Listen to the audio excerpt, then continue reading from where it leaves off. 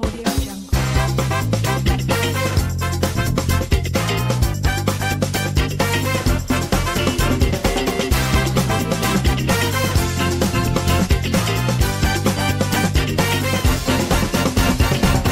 Audio Jungle. নমস্কার বন্ধুরা, শ্বশুর বৌমার রান্নাঘর অ্যান্ড ব্লগ চ্যানেলে সকলকে স্বাগত। আশা করি আপনারা সকলে ভালো আছেন। বাঙালির নানান রকম পর্বের মধ্যে পৌষ পার্বণ একটি অন্যতম। আর পৌষ পার্বণ মানেই সবার প্রথমে যে পিঠের কথা মনে পড়ে সেটা হচ্ছে সাজের পিঠে। তবে এই সাজের পিঠে যদি ঠিকমতো না ফুলে ওঠে তাহলে কিন্তু খেতে একদমই ভালো লাগে না। আর কিভাবে পিঠেগুলো একদম ফুলে ওঠে সেটাই আজ আপনাদের সাথে শেয়ার করব। তাহলে রেসিপিটি দেখে নেওয়া যাক। সবার প্রথমে একটা বড় পাত্রের মধ্যে নিচ্ছে চালের গুঁড়ো। এখানে আমি 1 কেজি চালের গুঁড়ো ব্যবহার করেছি। আর এর মধ্যে দিয়ে দিচ্ছি লবণ 1 চা চামচ। তারপরে দেব উষ্ণ গরম জল।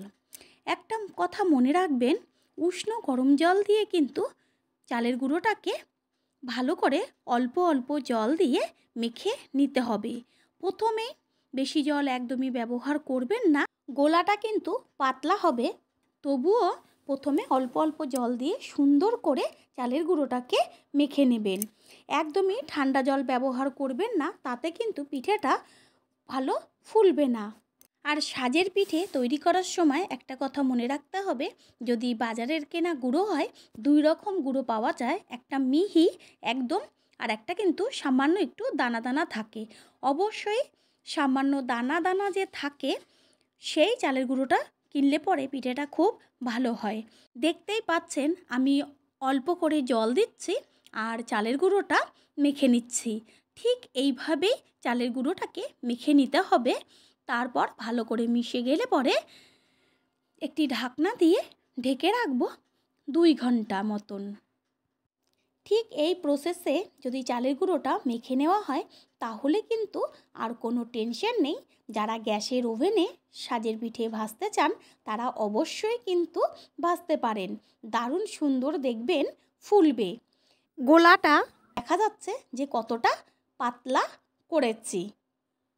2 ঘন্টা গোলা চালের গুঁড়ো ঢেকে রেখেছিলাম। এবার মাটির উনুনে মাটির একটা সরা বসিয়ে ভালো করে গরম করে নিতে হবে।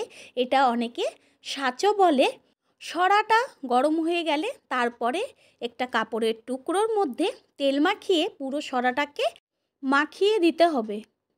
একটি ডুবো হাতা দিয়ে চালের গোলা তুলে নিয়ে সরায় দিয়ে দিতে হবে।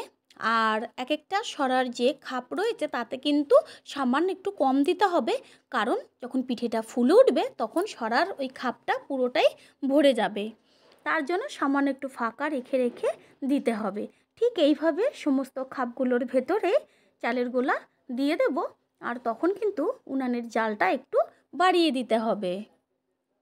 প্রথমেই জালটা বাড়িয়ে দিলে কি হবে, পিঠেগুলো খুব সুন্দর করে দেখাই যাচ্ছে, একদম ফুটো ফুটো হয়ে যাচ্ছে। আর জাল প্রথমেই কমিয়ে দিলে পরে কিন্তু এই পিঠেটা এত সুন্দর ফুলে উঠবে না। যখনই দেখবেন এরকম ফুটো ফুটো হয়ে গেছে তখন আস্তে করে জালটা কমিয়ে দেবেন। আর যদি গ্যাসে করে থাকেন গ্যাসের ফ্লেমটা লো করে দেবেন। দিয়ে তারপরে ওপরে যে সরার ওপরে ঢাকনা থাকে সেই ঢাকনাটা দিয়ে ঢেকে দেবেন। সরার ওপরের ঢাকনাটা ঢেকে তারপর একটা কাপড় ভিজিয়ে সেই কাপড়ের টুকরোটা পুরো সরার মুখের চারদিকে সুন্দর করে আটকে দেবেন, যেন ভেতরের হাওয়াটা না বেরিয়ে যায়। পিঠেটা ভেতরে সিদ্ধ হবার জন্য একটু সময় দিতে হবে। আর 3 থেকে 4 মিনিট পরে সরার ঢাকনাটা সরিয়ে দিলেই দেখা যাচ্ছে যে কত সুন্দর পিঠেগুলো ফুলে উঠেছে। আর পিঠেটা কিন্তু হয়েও গেছে। এবার একটি ছুরির সাহায্যে পিঠেগুলোকে তুলে নেব। পিঠেগুলো সামান্য ছুরি দিয়ে একটু চারদিকে খুঁচিয়ে দিলেই উঠে যাবে। এইভাবেই সমস্ত পিঠেগুলো ভেজে নেব।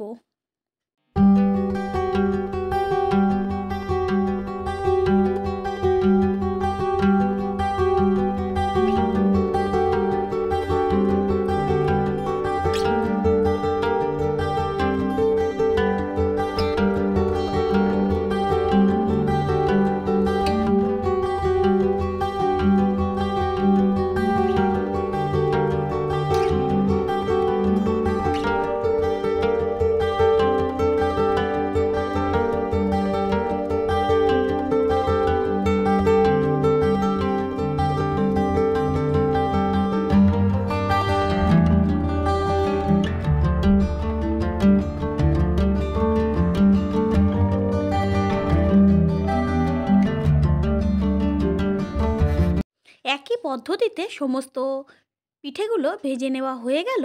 আর দেখাই যাচ্ছে সমস্ত পিঠেই কিন্তু সুন্দর ফুলেছে ও একদম মাঝে ফুটো ফুটো হয়ে গেছে। এটা কিন্তু শুধু গুড় দিয়ে খেতে দারুণ লাগবে।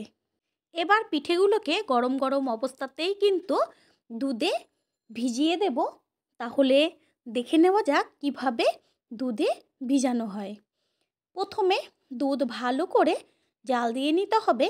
আর পিঠে পায়েসের ক্ষেত্রে দুধ যত ঘন হবে তত কিন্তু পিঠে পায়েস টেস্ট হবে। তার জন্য দুধ জাল হচ্ছে। দুধ একদম ঘন করে জাল দিয়ে নেওয়া হয়ে গেল।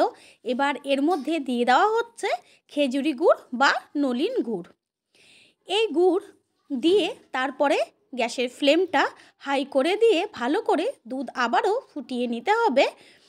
গুড় দেবার সাথে সাথেই কিন্তু দুধটা একদম পাতলা হয়ে যাবে। তখন জাল দিতে দিতে কিন্তু দুধটা ঠিক হবে। এবার দুধের মধ্যে দিয়ে দিচ্ছি সরা পিঠেগুলো। পিঠে দুধে দেবার পরে পিঠেগুলো যেন দুধের মধ্যে ডুবে থাকে সেইভাবে দুধটা আপনারা ব্যবহার করবেন। দুধের মধ্যে পিঠে যদি ডুবে থাকে তাহলে পিঠের ভেতরে রসগুলো ঢুকবে আর পিঠেগুলো ফুলে ফেটে ফেটে যাবে। খেতে কিন্তু দারুণ লাগবে। এবার গ্যাসের ফ্লেম মিডিয়ামে রেখে পিঠেগুলোকে সময় দিতে হবে দুধটা পিঠের ভেতরে যাবার জন্য।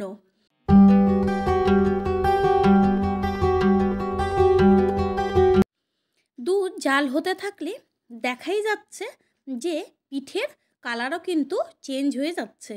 এইভাবে 8 থেকে 10 মিনিট দুধ আর পিঠে একসাথে ফুটলেই তৈরি হয়ে যাবে ঝোল পিঠে। গ্যাস অফ করে দিয়েছি। আর ঠিক এরকম ঝোল অবস্থায় কিন্তু পিঠেটা নাবাতে হবে, কারণ পিঠেটা ঠান্ডা হলেই কিন্তু সমস্ত ঝোল পিঠের মধ্যে টেনে নেবে। তার জন্য একদম ঝোল ঝোল অবস্থাতেই নাবাতে হবে। পিঠে গরম গরম অবস্থায় পাত্রে তুলে ফেলতে হবে। তৈরি হয়ে গেল আজকের রেসিপি ঝোল পিঠে। বন্ধুরা, রেসিপিটি কেমন লাগলো লাইক শেয়ার কমেন্ট করে অবশ্যই জানাবেন।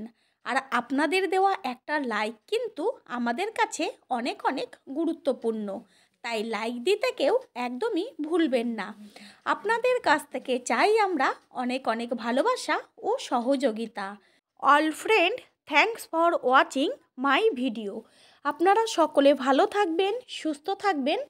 আবার দেখা হবে পরবর্তী রেসিপির সঙ্গে।